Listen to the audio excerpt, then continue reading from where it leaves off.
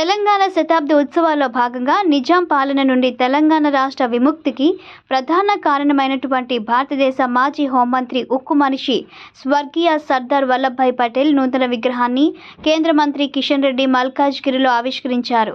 ఈ కార్యక్రమానికి మాజీ ఎమ్మెల్సీ రామచంద్రరావు, 137వ డివిజన్ కార్పొరేటర్ రాజ్యలక్ష్మి, 138వ డివిజన్ కార్పొరేటర్ సునీత శేఖర్ యాదవ్, 140వ division corporator Shravan, Malkajgiri BJP నాయకులు పెద్ద సంఖ్యలో పాల్గొన్నారు.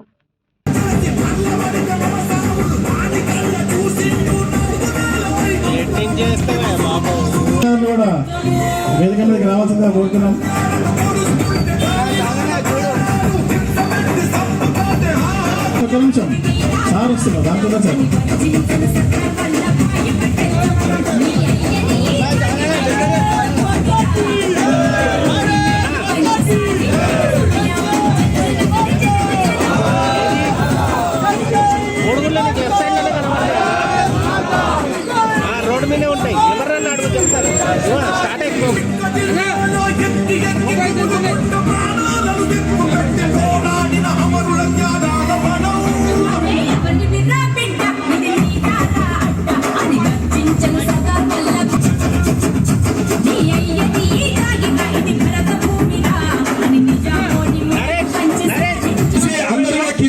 అఫీషియల్ ప్రోగ్రామ్ కాబట్టి డీసీ గారు ఈ గారు కొంచెం ఎక్కడున్నా మీదికి రావాలి ప్లీజ్.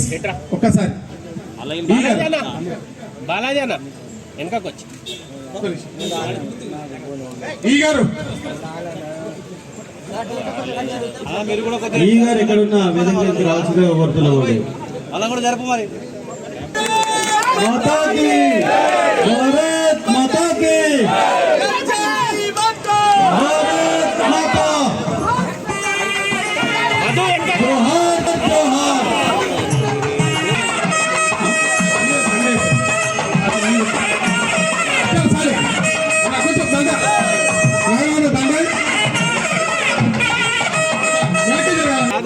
పక్క చెప్పి నాన్న లేదంటే మేము వెళ్ళిపోతాం.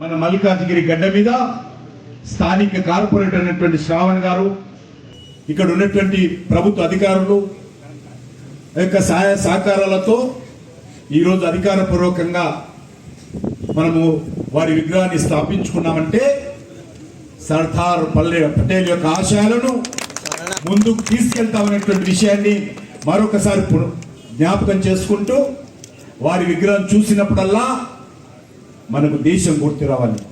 వారి విగ్రహం చూసినప్పుడల్లా త్రివర్ణ పతాకం గుర్తు రావాలి. వారి విగ్రహం చూసినప్పుడల్లా నిజాం మీద విజయం గుర్తు రావాలి. వారి విగ్రహం చూసినప్పుడల్లా నిజాం యొక్క రజాకారుల యొక్క అత్యాచారాలు గుర్తు రావాలి. ఆ రకంగా ప్రతి ఒక్క యువకుడిలో, ప్రతి ఒక్క వ్యక్తిలో దేశభక్తిని, జాతీయ భావాన్ని ప్రేరేపించే విధంగా ఈరోజు మనం విగ్రహాన్ని ఆవిష్కరించుకోవడం చాలా సంతోషం. మరొకసారి అందరికీ ధన్యవాదాలు తెలియజేస్తూ